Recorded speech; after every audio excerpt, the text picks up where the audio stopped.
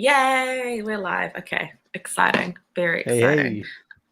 Cool. Yes. I don't have a fancy countdown like you do, obviously, but yeah, You know that so countdown is free, It's free. You could use it. oh, I I'll, mean, we're I'll teach just you like later. wing it. We haven't got anyone in here yet, I don't think. No, we don't. That's okay. We'll Okay. wait for some people to join. Because I put the link in my bio on like Linktree or whatever, I think. So yeah, I hope Okay. people join. I know that Spec read it, but I don't know if he was off work today or not, so I don't know if he could come. But yeah, we'll just wait for people to see that we're live, I guess. Yeah. I So it's say I like just checked. one person. We have one person. A miracle. Yay, someone's here. Okay. Well, it might be Don't have me to because stress. I just opened it up on my side. Ah! Okay, fine. Give me false hope. But I mean, let's talk about what our big read was. I mean, Daredevil has been something that I'm really glad that you chose this. Yeah, really glad that you chose this. And I wanted to ask you what your before we before we get into all the details and the fun stuff. Have you read Daredevil before this? Like, what is your experience with the character just in general? I've only watched the TV show before this, but I do have the Bendis stuff. So I've got volume 2 or the second omnibus of Bendis's Daredevil run. I'm waiting for the first one to come from my local comic book shop. I only have the second one because it was really cheap on another website, so I just bought it. But yeah, I'm waiting for the first one to come from my local shop, so then I want to read it because my plan was to read from Bendis through like Brubaker and Wade and stuff to Zdarsky, but then I obviously got this like first. I was like, I'm just gonna read it. Yeah, I mean, it's a perfect jumping in point. I think that you don't need to know much detail about the character, and also they just do. I think they do a good job within this book here of kind of just explaining the gist, and you get flashbacks and things like that we'll get into, but at least explaining the gist of like how he came to be and kind of understanding his powers and things like that. And then, like you said, the Netflix series definitely helps because I love that whole all 3 seasons of Daredevil was just amazing. I loved every episode. I loved all the tie-ins. I watched the the Punisher stuff. Obviously, I watched a little bit of Luke Cage and what was Marvel Knights, like that, like the whole team, that aspect. So yeah, I loved all that stuff, and that was definitely something that really pushed me into getting into the character even more. Because I wasn't really exploring too much Daredevil before that. Now, that I think about it, like I know they tried to do the old films, the old movies and stuff like that with Netflix. And like those were, I actually went back and watched those like a year ago just because I never watched them before. So they were okay. They had their moments or whatever, but they weren't like the Netflix stuff. The Netflix stuff was just so good. You ever go like wrong with the you can't go wrong with the Netflix like hallway fight scene.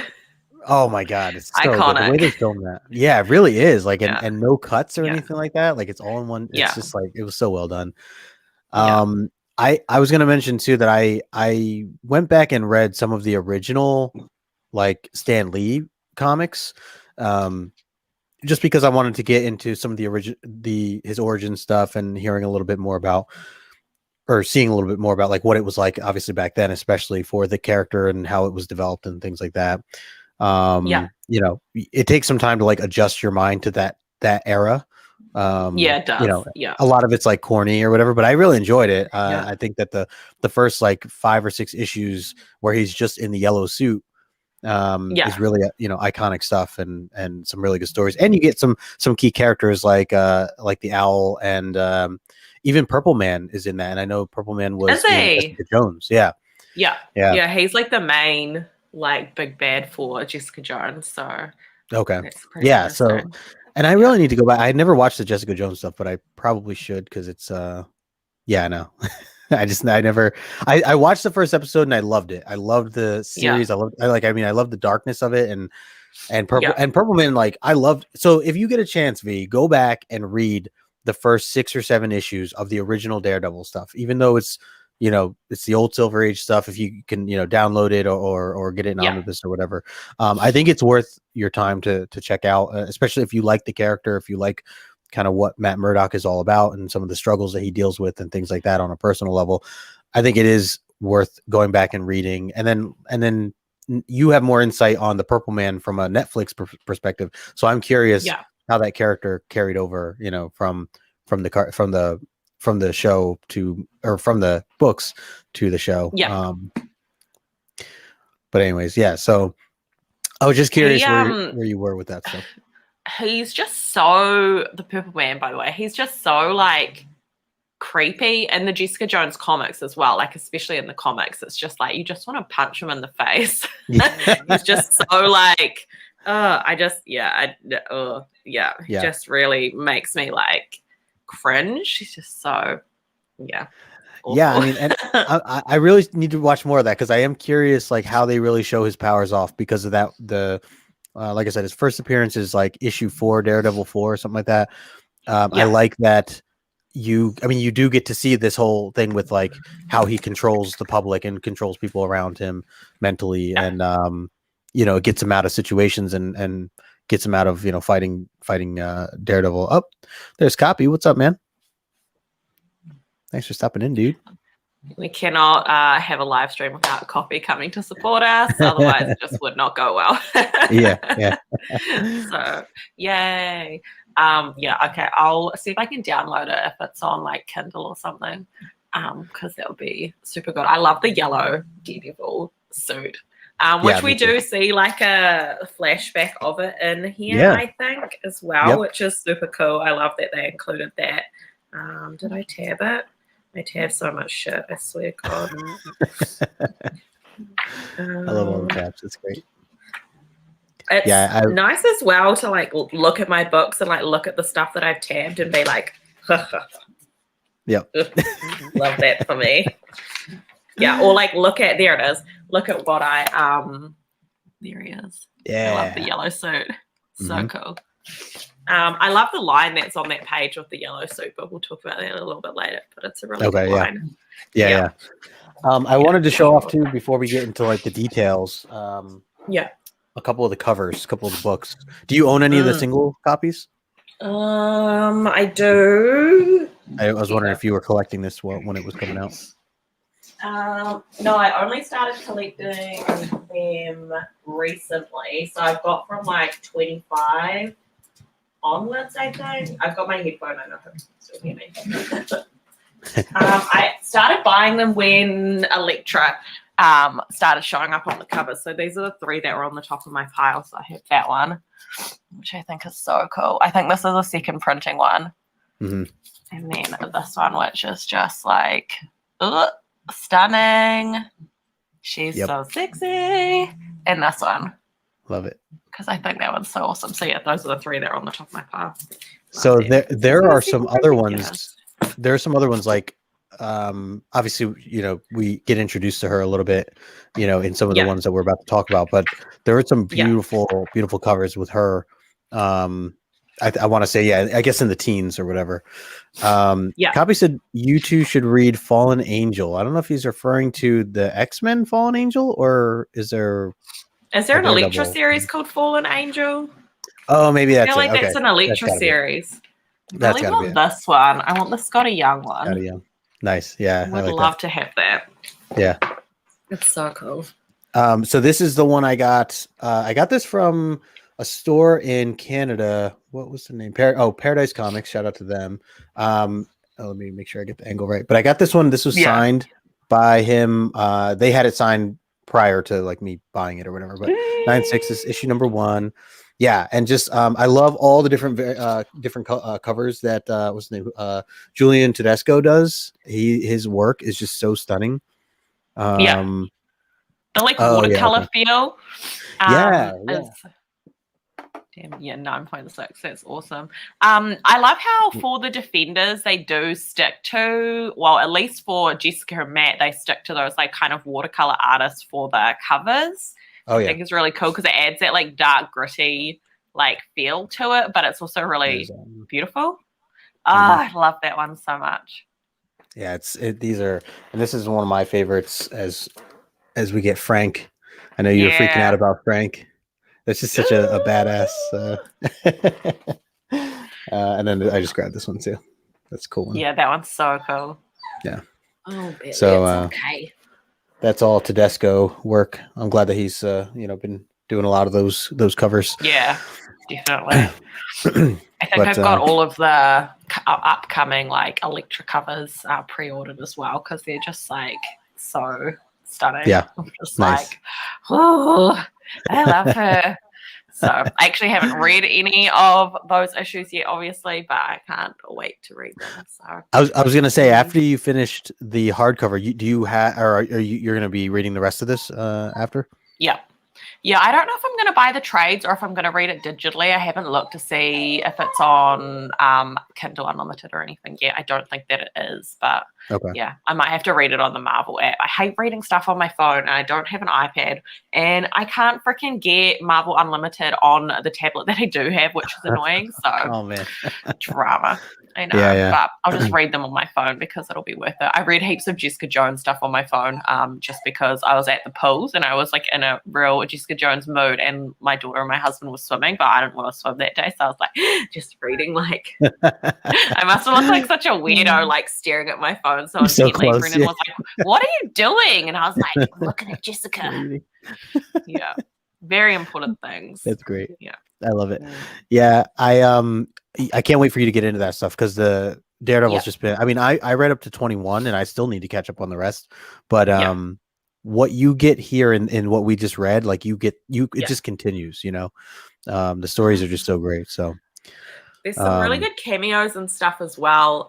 Like obviously we see like Frank, but there's some other really good ones as well, which are nice. They're not too like gratuitous or anything. They're just like there and they feel like natural for the story, I think. So yeah. Sorry if my hair's like flying around and you can see it. I've got the aircon heat pump thing on, so it's like across my head. So I'm like, wow, this is the time. But anyway, no, you're good. Yeah. So you want to add this in, okay, and then you have to drive it, I think. Yeah, I can drive it from my end. I can't remember what the first slide was now. before we dive into the first slide, right. I want to get your take on the overall. How would you grade this? What are your overall thoughts diving into this? It's definitely a 4. I think it's a 5 out of 5 actually, especially because it's the hardback with the 10 issues. You get obviously the 2 story arcs in it, which I think makes it an even more enjoyable read. I think if I had read it as like the little trades or maybe single issues, I probably wouldn't rate it as high, but reading it all together in the like 10 issue format. Yeah. Stunning, outstanding. Love it. So yeah. Excellent. Yeah, our pictures. Thanks, Copy. It's exactly so accurate. Yeah, I'm with you. I definitely would put the series as a whole up. If I'm grading like out of 10, I would give it like a probably like a 9.5. I think it's super up there.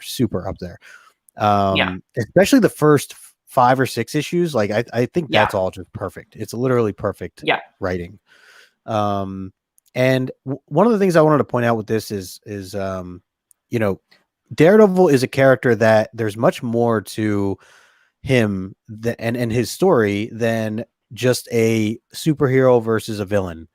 Like, yes, we get bad guys in this, but I feel like there's so much more going on where he struggles with himself and he's trying to figure out if what he's doing is right. If does he have the right to do what he does? And then when he gets himself into certain situations, which we'll get into, that it has his whole world is spiraling as he's trying to figure out, this gift that he has. Is he using it correctly? Is he right? Like, is he a tool from God? Like, is he, should he be doing something different altogether? Is he a bad person? He's like really struggling with a lot of this stuff. And, you put yourself in his position and you kind of think like, well, what would I do? What would I do in this? How would I feel about certain things? Is what he's doing right? Is it's, should he be allowed to do what he does and not have, control? And he's such a law person too. So he's all about like by the book. Yeah. Like he won't just go killing people and he believes in bringing them in, having them go through the law system. Yeah. And I don't know. So it's very interesting, especially comparing him to someone like Punisher or something like that, who obviously has different beliefs altogether. Which is like, it's all the stuff that's touched on in those first like 5 issues, as all those themes are really like explored in depth, which is like so cool. So Totally. So yeah, I mean, anybody who's considering getting into Daredevil, this is definitely a run to jump into and not need to know too much about. So, but yeah, so if you want, we can dive in. Oh, what's up, Hyper? Just had Hyper on my channel. We were he was my guest for Comic Collector Origins. So awesome. Really good. Yeah, good conversations and really nice guy, great guy. So appreciate you, Hyper. Thanks for stopping in, man. I really love listening to those like as a podcast when I'm working, because I just like put it on but just listen to it while I'm doing like data stuff. Yeah, it's so good. Like just to listen to you and like whoever you've got on the show like banter back and forth and like talk about stuff. It's really good. So I appreciate it. Yeah, I thought about making it like turning it into a podcast because I have, I can pull the audio from all of these things. It's like why not throw it on as a podcast too, just to I know for me, I like podcasts too, and I like to be able to, if I'm driving or traveling or whatever, or just cleaning up around the house, it's a little easier. Yeah, definitely. I know Sheena does that as well. She quite often will post that she's like listening to people's like YouTube videos in her car while she's driving. She'll post her little like dash thing where she's like listening to someone's YouTube video, which I love. I think that's so cute. Yeah, first time on stream, so I can definitely. Cool. Yeah. Hell yeah. You want to pull up the slides here, and we'll jump into the fun. Yeah. All right. Cool. So right off the bat here, we have. Okay. So yeah. So and I should clarify, like we just kind of threw some of these together. They're not necessarily in an order per se. But let's talk a little bit about like the general like where this kicks off. You want to explain a little bit or of kind of where this whole story kind of takes place?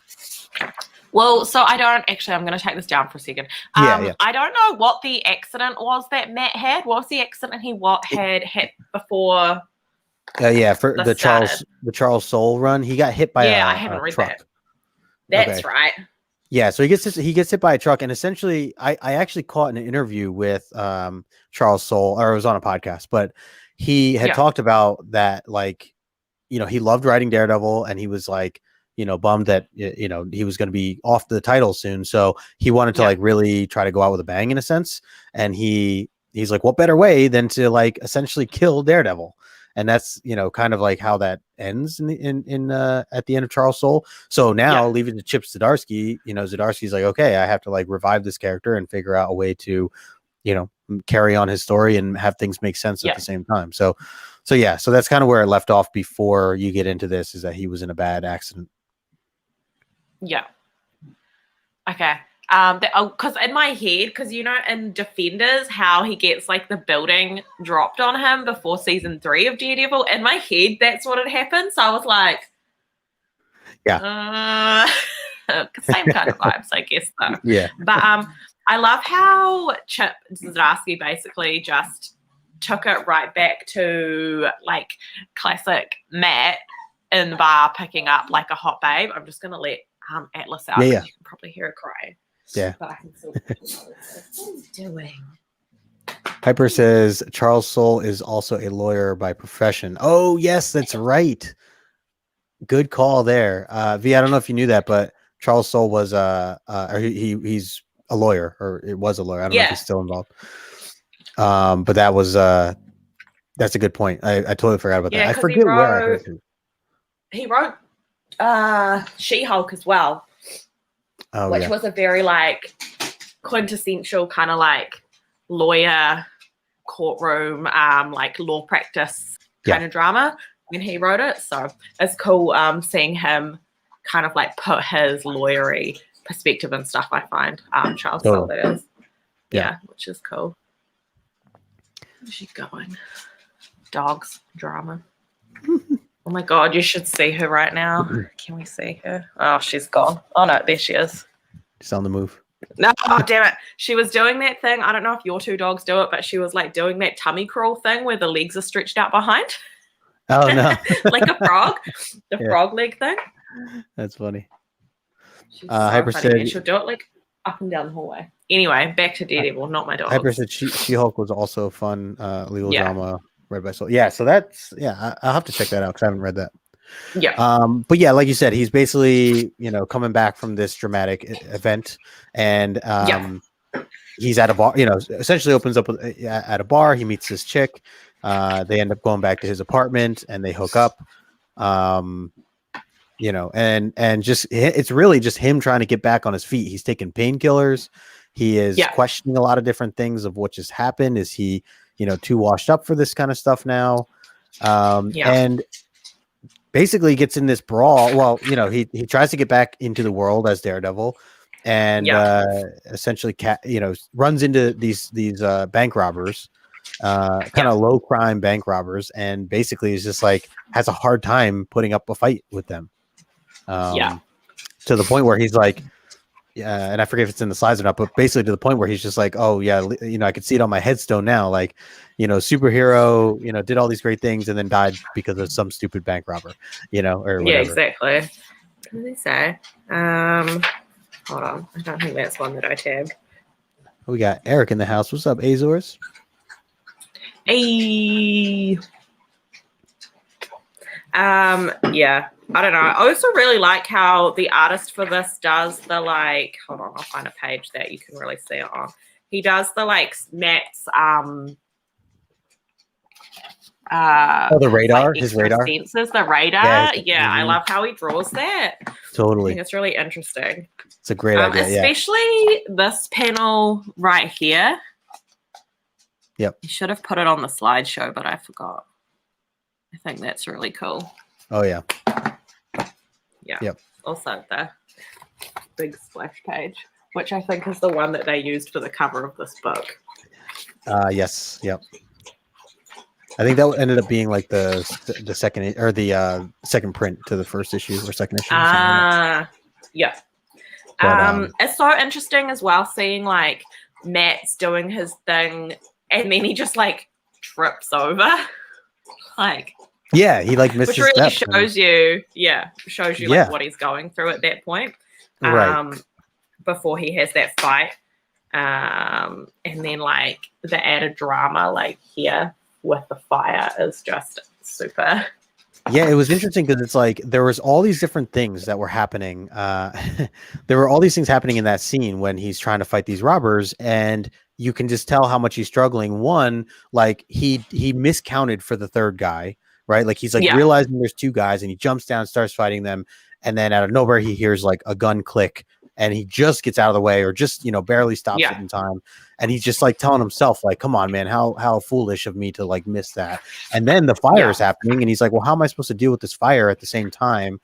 And it's throwing off his radar, system and everything. He's like, at this point, I got to get out of here. He can sense that the cops are coming. He's pretty much put up a pretty good fight with these guys, although he's taking a beating at the same time. So he is definitely a mess. And he's lucky to get away, but and then the big thing happens where, later he finds out on the news that this guy, one of the three guys, died. Yeah, there he is. He's like out. Yeah, and then it's obviously just got that like the little text here where it's just like died from head trauma, which is just such an effective use, obviously, of like text and like a splash page, I find. So yeah, it's really awesome. Yeah, gotta have you both. Yeah, heck yeah. Yeah. Also, it's funny when people say they love my accent because I think I have the most annoying voice like on the planet, especially because I have a New Zealand accent compared to you guys with American accents. So think I sound so different and like annoying. So like every time like Dan and Jen used to always be like, oh, I love your accent. I love the way you talk. I could listen to you talk all day. And I'm like, sound real nasal to me. That's great. Okay. Oh, nice. Where are you? Oh, there you are. She's throwing a Kong at me. Nice. See? She throws it at me. She's such a baby. Anyway, back to our regularly scheduled programming. I also love how we have this this like little extra kind of story added in there. Oh yeah. He said that's him after. Yeah, exactly. Sprawled out on the bed. And intimidate your dog. Oh, funny. Sorry, now I've gone and like thrown a spanner in the works. But anyway, back to this. I thought it was really interesting in here how we jump from these two panels, like the way that this is printed. I don't know. This one must have been. Was this a separate issue, or was this in the back of an issue? I think that was in the back of an issue. Yeah, that makes sense. Because is that Chip Zdarsky's art? Oh, I don't know. Yeah, I'm not sure either. But I thought it was really interesting to like throw it in there afterwards. And like it kind of juxtaposes what's happened in that first issue, because it's got like this little kid running to Matt, even though obviously we're setting up in this book like a completely different perception of Daredevil. Oh, yeah. I forgot about that. Yeah.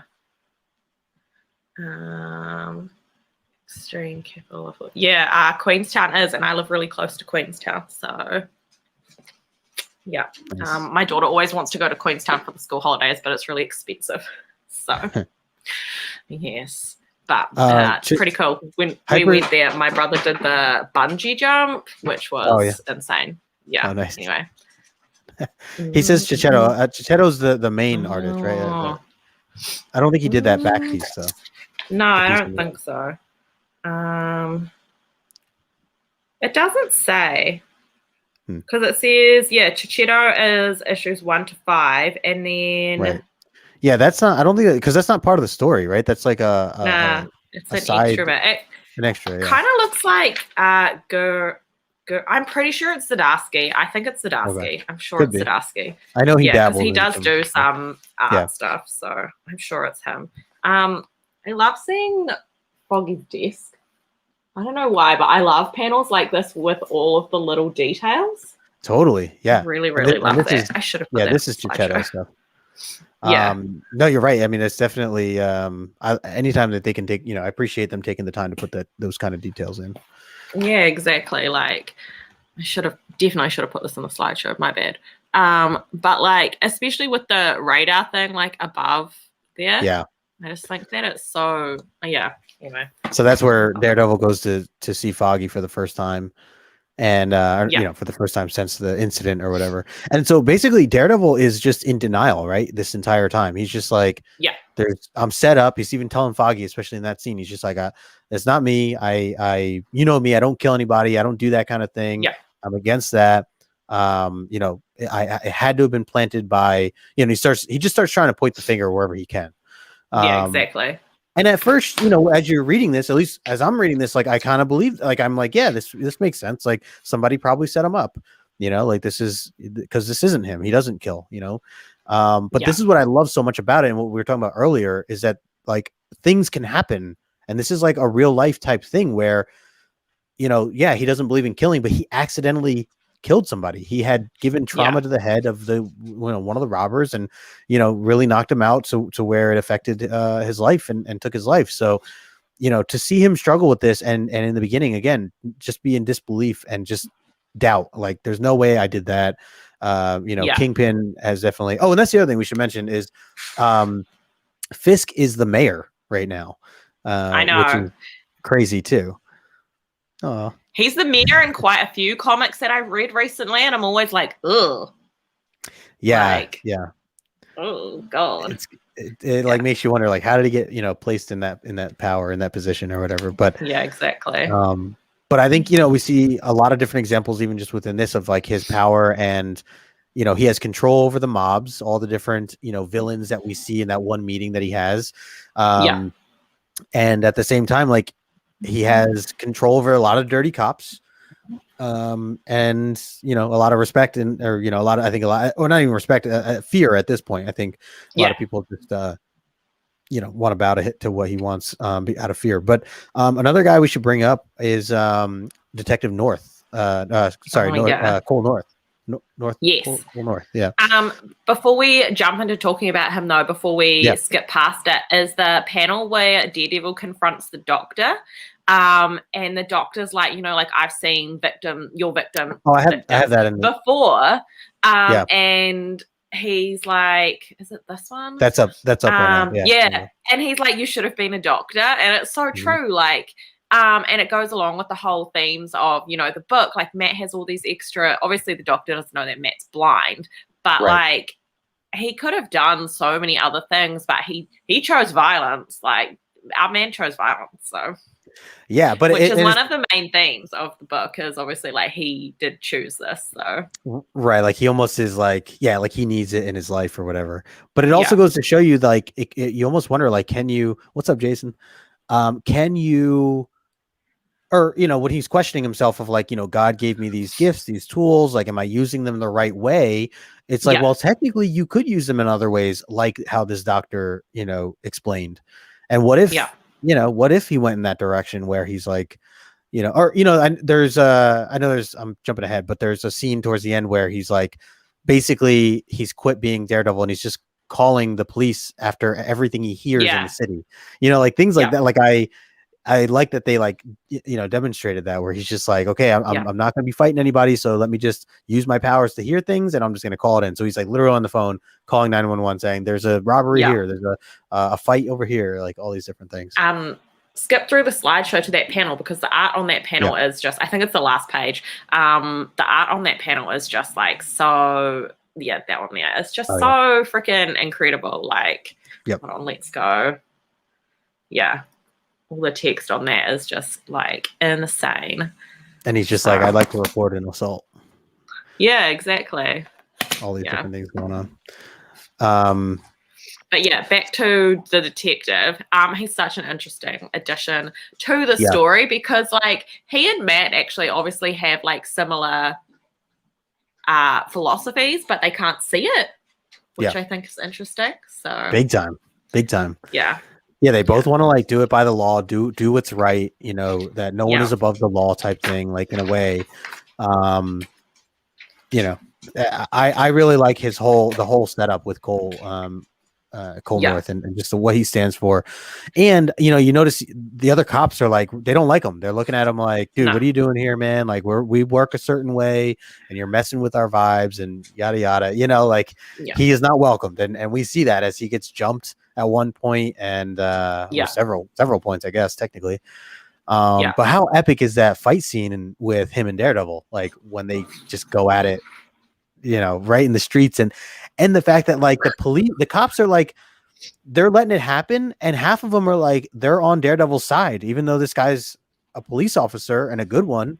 They're like, well, Daredevil like saved my kids, or he saved my life, or all these different things. So it does. I just like how it gave the reader perspective of like, hey, don't forget, like Daredevil did a lot of amazing, great things. I love how the cops saw him as one of their own. Like, even though he didn't wear their uniform and he didn't do stuff their way, he still, like was doing something, and they perceived him to be like helping them. And so that's like, I loved that bit where they were like, no, like we don't put cops, and doesn't let them like unmask Matt, which I just thought was so good. Yeah. So that bit really got me like, ooh.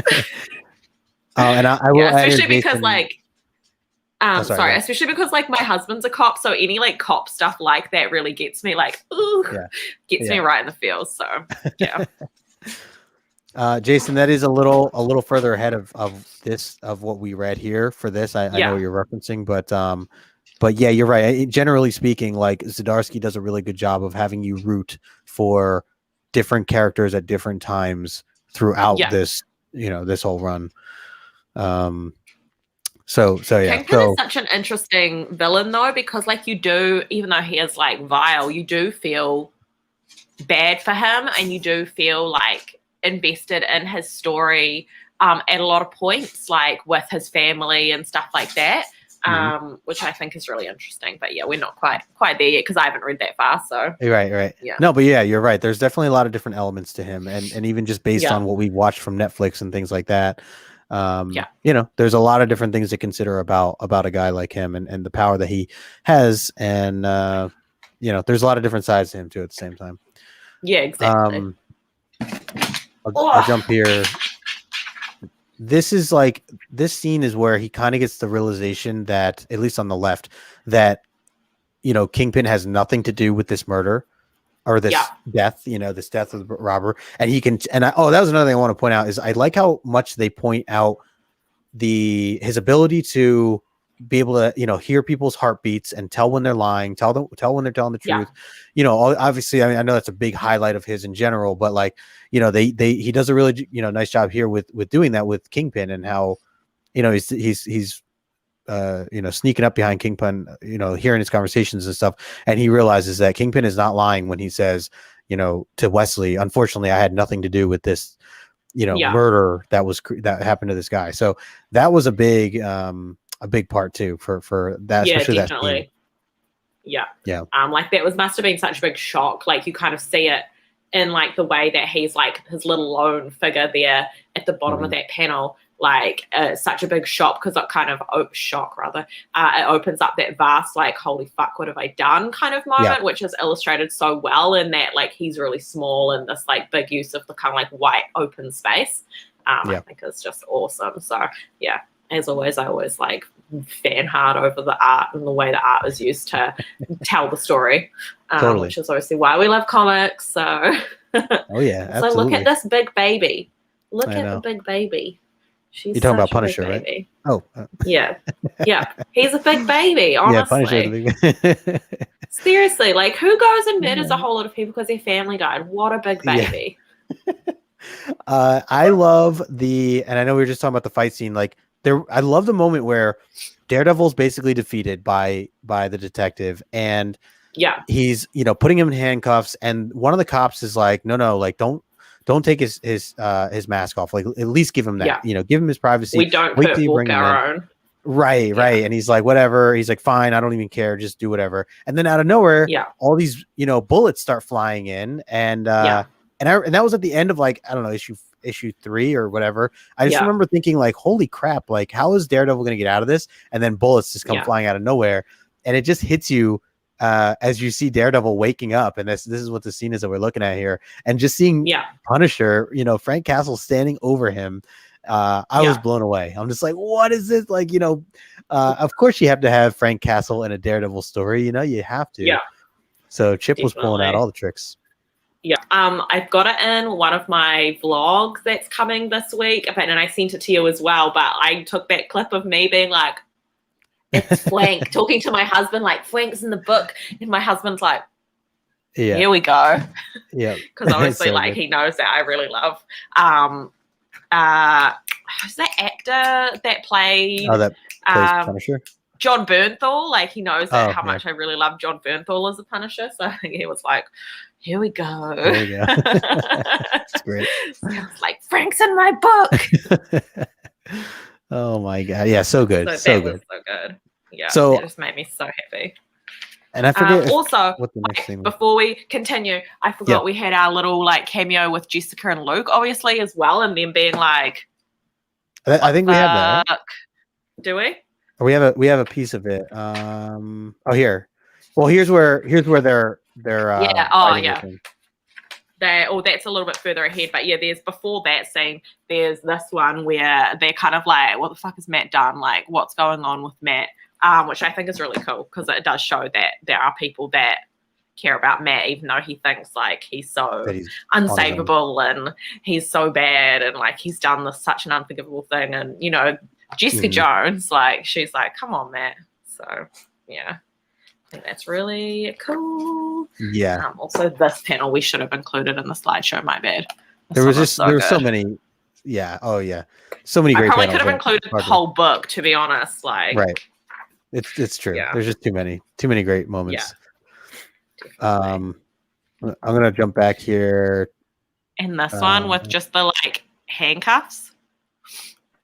Oh yeah. It's such a good panel. Yeah. Oh yeah, I love that one where Daredevil's like with Frank. Hold on, let me get to that page in the book. Oh, yeah, it's just also good. This was a really deep scene because, like, basically Daredevil, so Frank, the whole for anybody watching, the whole reason that Frank came to save Daredevil is because he thinks that Daredevil has now turned the corner on doing kind of similar to what Punisher does, in that he's not afraid to kill people, and he's just like, oh, cool, like Red is finally on my side. He's finally starting to do things the way I do things. Like, let me pull him out of this. Because even Daredevil at first, when he's chained up in this thing, he's just like, why is Frank Castle saving me right now? From the police, especially. Like, this is all so random. And he starts to put 2 and 2 together to realize that Frank's just like, hey man, welcome to the dark side. You're finally like, doing what you should be doing and killing these people. And he's like, no, like you're getting this all mixed up. He's like, no, I'm not Frank Castle. Right. Yeah. So I love that, that was kind of part of the twist of like why Punisher came to be, or why he came in, into the scene when he did. So, and that whole conversation was a deep one, because they're just kind of going back and forth, and you get to hear Frank's side of things on why he thinks he does what he does is right, where he's just like, look, you want me to let this guy go? Because remember, they have the guy in the chair, and they're like, he's like, I could let this guy go right now, and guess what? He's going to go kill another family. He's going to go take someone's life that has a family, and then what? And then I'm going to put him down later. It's like, why don't I just do that right now and just end everything right now? And Daredevil's response is just like, well, we don't know his background. We don't know. People change. People learn from things. Like, you don't know what he's been through. You don't know what he's going through now, or what reasons he's done what for. But, so I just like that you hear both perspectives, and like, both sides are pretty understandable in a way. Like, it's just like, it's hard to argue with either side.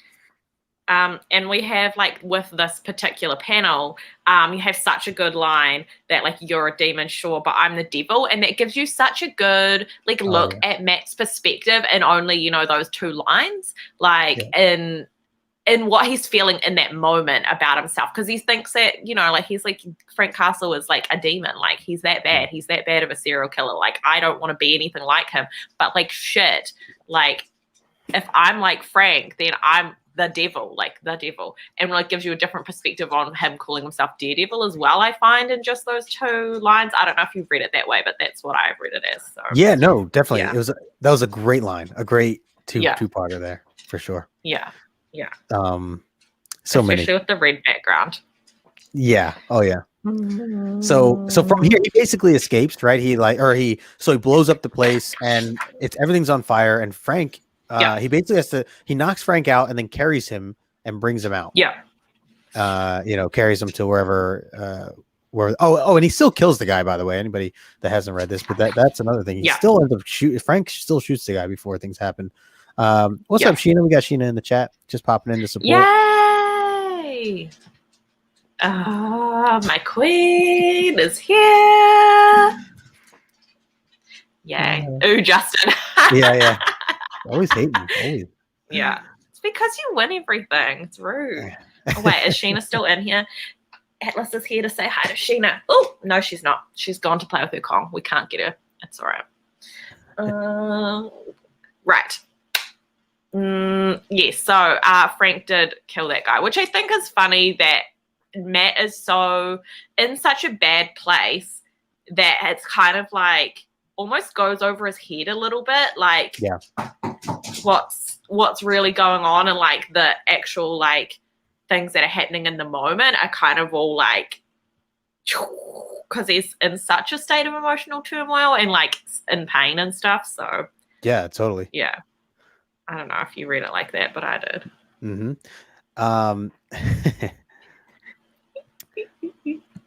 And what did you think of this whole scene? Like, Matt puts on the shirt, and I think he looks so badass there. And I just remember thinking, like, wait, like when I first like saw this, I was like, is he becoming the Punisher? Like, what's going on with this scene?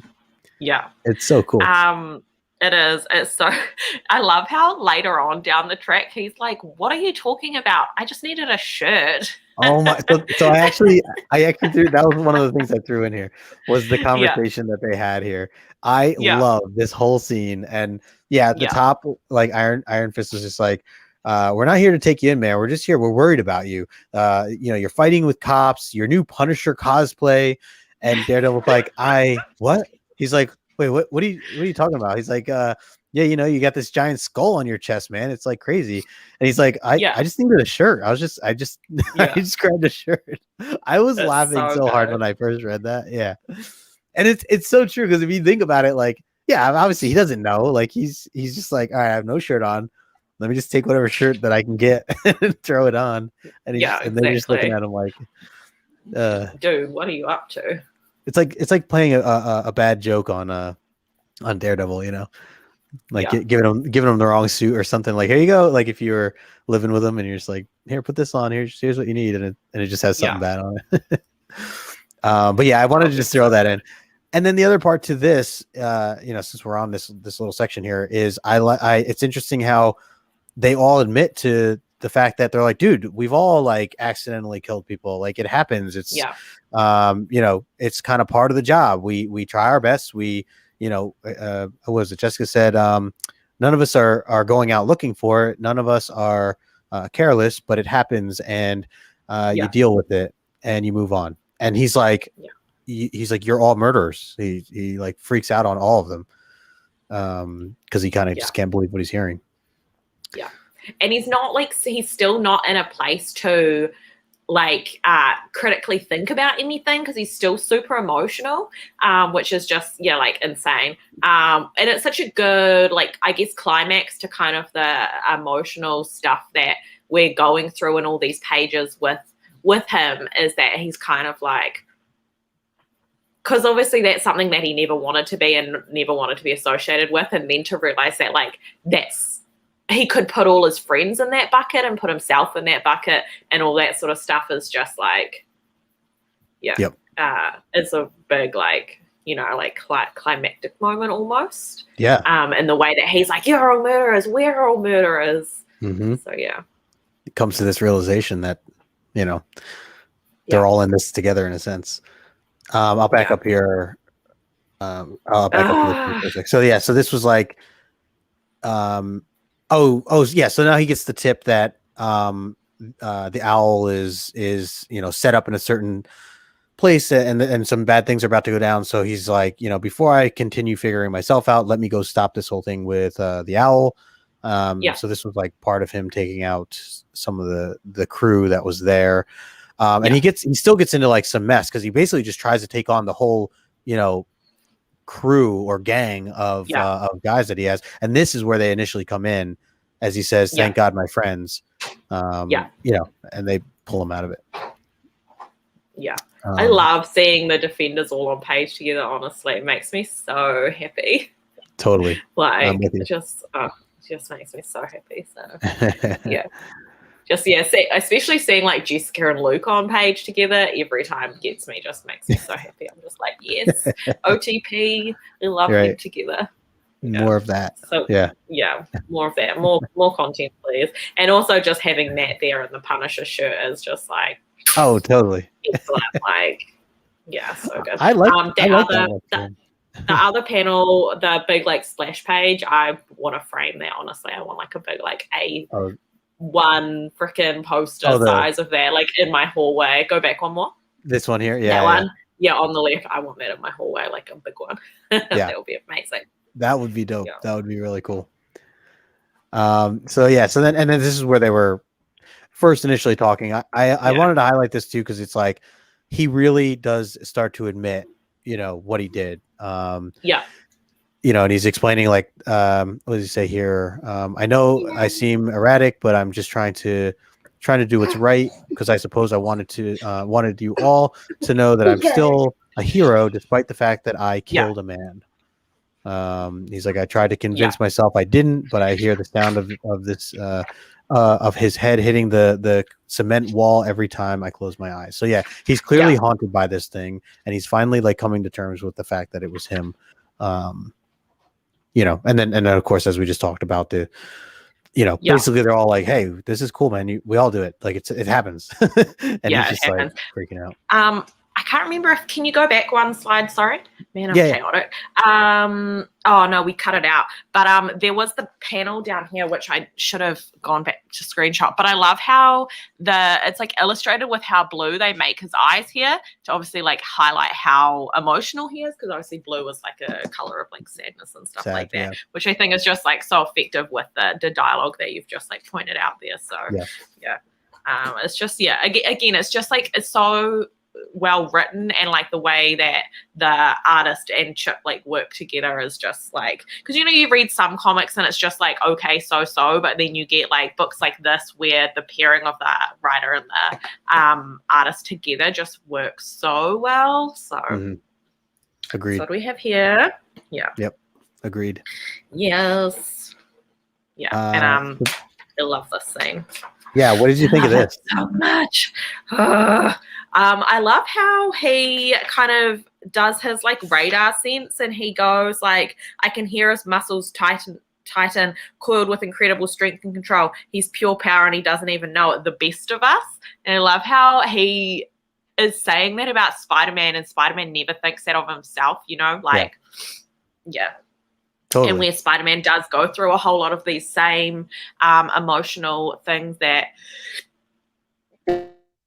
that Daredevil does as well. So I just thought that was such an effective use of like a cameo and like dialogue and stuff like that to further illustrate, the story that this issue that we're going through. Also Spider-Man just looking like real hot as well with the, all shredded, looking real grumpy. So and I love how he sort of points out, like, what did you do next? You terrorized your own neighborhood. Like, true. Matt did do that. So, and he didn't even realize that he was doing it, to be honest. So, right. Yeah. This definitely took me by surprise. I was not expecting to see Spider-Man come into this. And one thing I wanted to mention about this was, I know my buddy John from John's Comics with Kids, he had the opportunity to interview Chip Zdarsky, I think over a year ago now, or sometime last year maybe. And he as he interviewed him, he talked about how, Chip talked about how difficult it is as a writer in Marvel to try to incorporate other characters that are not part of like the initial story. And he said that Marvel is very tight on using other characters, even if it's just a quick cameo. And he said that he had to really fight to get Spider-Man because they were like, no, like you can't use Spider-Man. He's like, well, what if, can I just use him for this one scene? It has to do with this. And they're like, no, you can't because he's busy doing this and all, like, they were like really tough on him about it. And he said eventually they gave it to him, but he said it was not easy, in getting this. So I thought that was interesting to just kind of keep in mind that, like, because all these stories that are being written that technically need to tie in at some point to each other.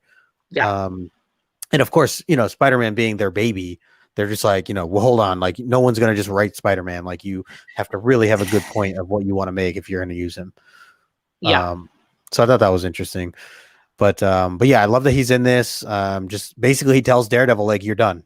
He's like, you're on the bench now at this point. You need to take a break and relax a bit and let other people handle some things. And that's kind of what he does, right? He ends up going to being Matt Murdock again and trying to just, be the parole officer or whatever, the guy that he has to, check in on and stuff like that. And do the lawyer stuff basically. So, exactly. It's interesting that he had to like push to get Spider-Man in the book, because is this not at the same time that he was writing his own Spider-Man book? Or was this way after he wrote his own? Because he wrote that like Spectacular Peter Parker or whatever. But maybe that was pre this. He was reading, or he was writing the life of, or the life and story of Spider-Man. That was its own separate thing altogether, and it was like a new way to tell the story.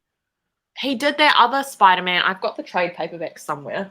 He did that other, like, in that canon, like, in universe. Man, my camera's making me look washed out. That other canon, like, in universe Spider-Man story. I'm not familiar with it. If I can find it. Yeah, I'm curious what year it was. If it was this, because this started in 2019. Yeah, this must have been pre that, actually, now that I think about it, Chip Zdarsky. Let's see, what date is this? Published. Oh yeah, 2018. So he must have finished this and gone on to Daredevil. I'll see if I can put the Goodreads link thing in the chat. Oh yeah, 2017 to 2018. That makes sense. Okay. Yeah, so I don't know, like, I know he went into like more detail on like why they were touchy about it, but I also think they were just touchy the fact that it's Spider-Man and they didn't want to necessarily just, but yeah, so I do like that they were able to, let him be included, and we get, this little bit with him, more of just something to learn from. So yeah, so from there, and I think that ends the slide that we have. But because they didn't really do any slides past there as well. Because when I made the slideshow, I actually hadn't finished reading yet, so I was like, so I couldn't add in anything extra. It's all good. I mean, so basically, just kind of deals with this other section of the mob where he ends up like hooking up with this librarian. She's a bookstore owner, not librarian. Sorry, a bookstore honestly. Bookstore owner, and she ends up yeah, there you go. I forget. Oh, Mindy. Her name's Mindy. Yeah, he's such a creep about it too. Oh, totally. I love like hearing like his thoughts as he's like explaining. It's so funny. Yeah. So good. And the Kingpin stuff that's happening at the same time, how he's like, the whole Kingpin part in this arc is also like an interesting setup as well, I thought. And the Daredevils running around New York, you obviously get this panel with this like random person looking at the Daredevil costume while the shop they're in is being robbed. So, that's really cool. Yeah, the one thing I didn't like about some of the changes in this book was the artist. And I know it's kind of, I know it's common to like change up artists, especially for certain series. But like I loved Cheto's work and I wanted more of it. And when I forget who the other artist came in, but it just wasn't. It just didn't grab me in the same way. Like this panel really threw me here. This one. It's kind of like, what's happening? But in this issue, we do get that really good line where they're talking about that guy's like, yo, Matt, like prison should be abolished. And Matt's like, I keep people out of prison. And the guy's like, just get rid of them. And I thought it was cool that we kind of throw in that social commentary. And it fits in with the story and the character and everything as well. And it's like, bringing in things that people criticize often about comic books, so I thought that was really cool. But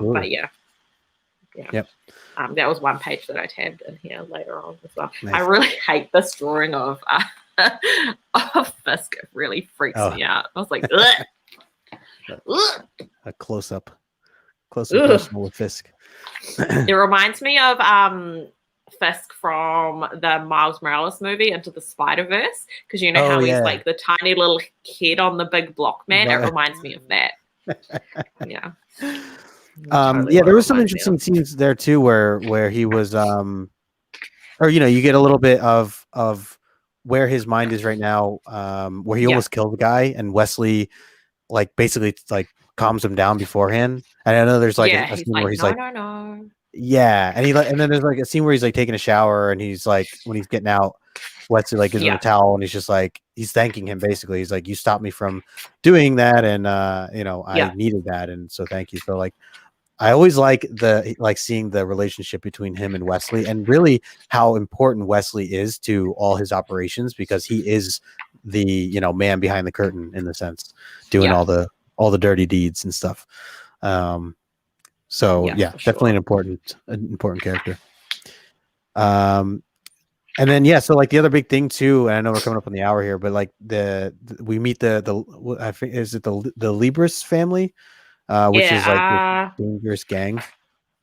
Yeah, it is, and which is interesting, obviously, because we had the scene with Izzy Libris, the Libris crime family. We had the scene with Wilson Fisk being like, I'm getting rid of my like underground like gang connection, like I'm stepping back effective immediately, and then it jumps to Matt finding out that the bookstore lady is actually married into the crime family. So yep. I think it's a good direction to go, and I'm excited to see where it actually goes.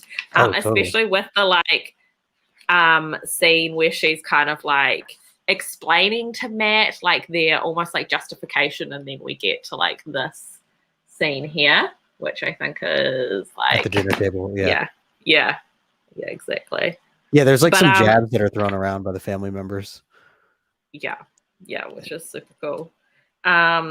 I don't know. I just think the whole scene's really interesting because it obviously is just, further exploring Matt's perception of what he thinks is right and wrong, which is obviously like the main theme of the book. But I just like the way that Chip Zdarsky writes it, I guess, and the way he chooses to write it and what characters he does it with. Like, it's never boring.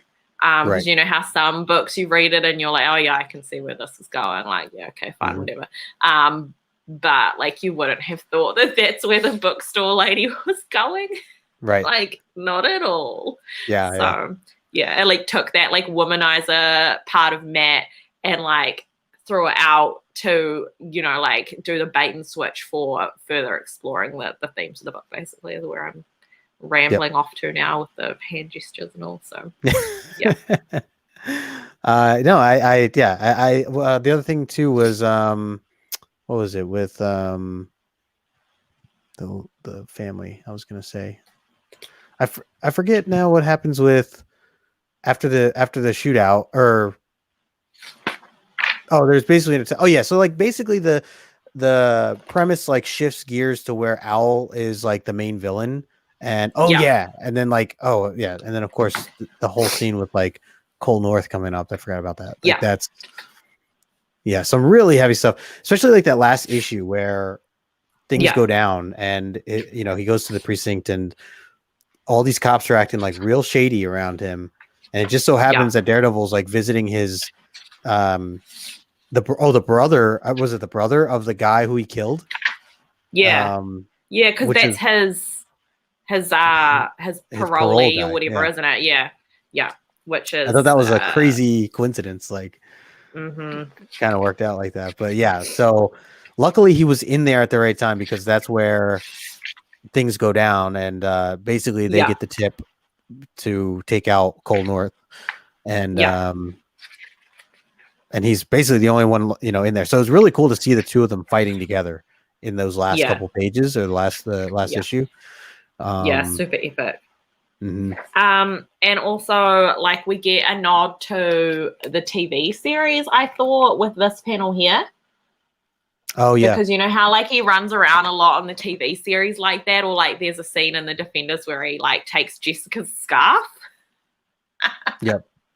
Which is so funny. So I thought that was like a good, I don't know if it actually is from the comics or not, but it just reminded me like as a nod to the Daredevil that we know from the TV series. So I thought that was cool to kind of include it in the story line, I guess. And then we have classic Matt back in action with the bookstore lady. Yep, Mindy. Yep. Honestly,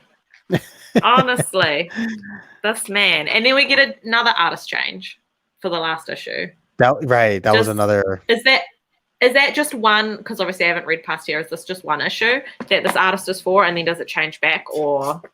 Eventually it does. I think that it goes like that for a couple issues though, even past it, before Chichetto comes back. I think there's a couple different breaks where Chichetto leaves and comes back, and so I remember I'm like, can we get more Chichetto, please? I just want definitely more of his work.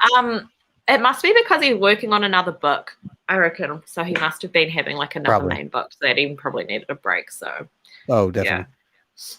I mean, Chichetto's like, he could be doing like covers and stuff. Like, I feel like he is like top notch kind of a guy. Yeah. Definitely. So anytime you can get interior work from him, I'm down for something like that. So I agree.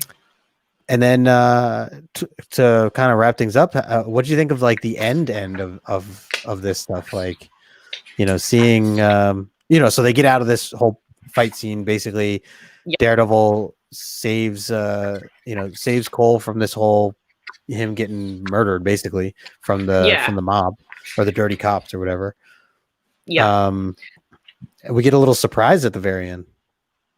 My girl, she's here. I mean, it wraps up the story arc, I guess, nicely because it kind of brings us back to the Matt that we know, like he cannot stop himself from choosing violence to do what he thinks is right. Like at the end of the day, like he just can't stop himself. So which I think is awesome. Like we're going back to the Matt that we love, but he's had all of this like shit happen previously, and then Elektra is here.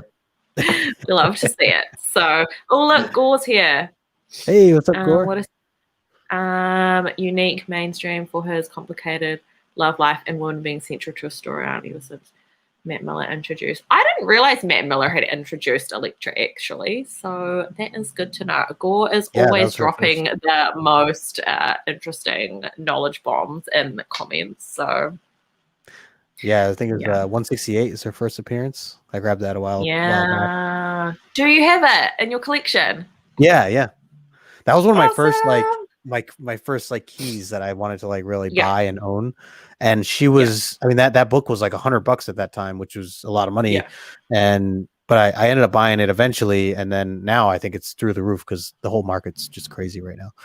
But but it's a great book. And that's another series, Frank Miller, that whole run. I need to go back and really dive into a lot of that stuff because I feel like that's where a lot of the dark stuff shifted when compared to like how Stan Lee had originally wrote a lot of that stuff. So you get a darker sense of Matt Murdock and just Daredevil as a whole.